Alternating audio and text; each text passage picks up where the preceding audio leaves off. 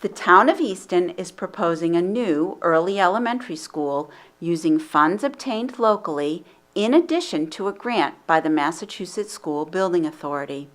The 3 primary school buildings in Easton, Center, Moreau, and Parkview, present significant challenges to a modern 21st century education. These challenges include overcrowding, traffic concerns, failing infrastructure, and an outdated facility that falls far short of meeting the educational programming needs of our youngest learners. Our primary school principals are your guides for a video tour of their buildings. Here is a sneak peek at what you can expect to see on those tours. This is an example of one of our classrooms. Although the space itself seems adequate, you'll notice the ceilings. There's many leaks.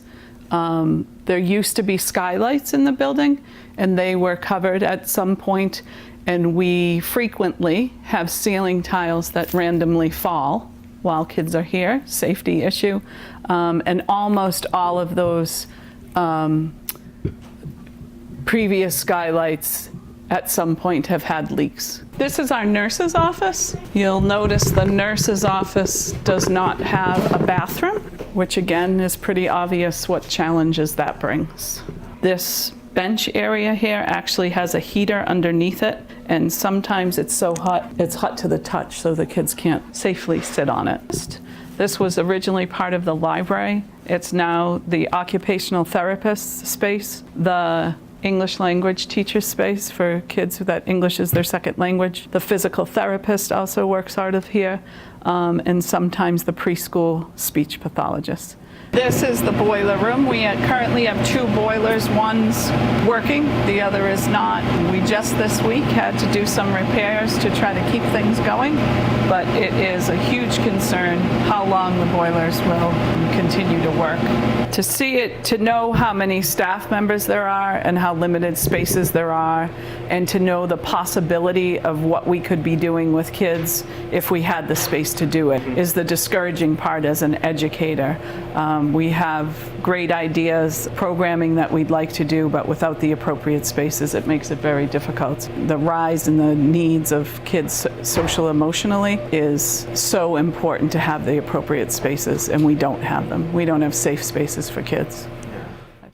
Our classrooms don't have walls in between classrooms. Probably one of the biggest things we deal with is noise, and having students walk through multiple classrooms to either use the bathroom or to get to the cafeteria or the gymnasium or the library. You may notice as we walk through these classrooms is a lack of storage. We're lucky enough that the walls that we do kind of have are storage units or cabinets, and over the years certain principals or teachers have built into those. It's not always in the safest way. Our playground has a driveway runs through the middle of it, so it's not the safest for kids. Yeah. There's deliveries and things. Sometimes trucks show up to deliver in the middle of the day, and we have to tell them, you can't deliver milk right now, we've got kids running around out here. This room, which we use as a conference room, it's also used as an office for our special education coordinator, our school adjustment counselor, our school psychologist. Our preschool uses this room with students at times, so you can see a lot of goings on in this space. And it is a room that we don't have great ventilation in. We have a heating system, base heating on the floor, and then the 2 windows. But when the door is closed, carbon dioxide can build up in this space. It makes people concerned when they hear that air quality is not great. This wing of the building is what's used as our gym. As you can see right now, unfortunately, we don't have a gym at the moment as the book fair is here. So when we're doing things like a book fair or another event, we lose our gym space entirely, which, provided the weather is good, it forces Mr. White, our gym teacher, outside. If that's not a possibility, we have to be creative and then use other spaces in the building, cafeteria, hallways, or do PE in the classrooms. We're cramming lots of stuff into minimal spaces. We have little room for storage and supplies. So here behind us, we have one closet here and another small one here to store all of our supplies for the building. So our bathroom facilities do sometimes prove difficult for students who are smaller and younger in age. They're not able to reach the urinals or the toilets without having stools, which again proves a safety hazard.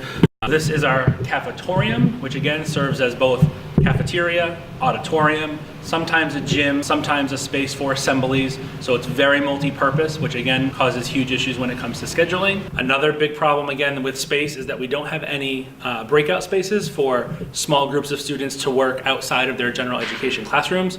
So the back of our library is the only space we have for students to work in small groups. Again, it abuts our library, so noise is often a factor, and it also is a limited amount of space, so we can't get all of the necessary groups that we need to be able to work effective and efficiently throughout the day.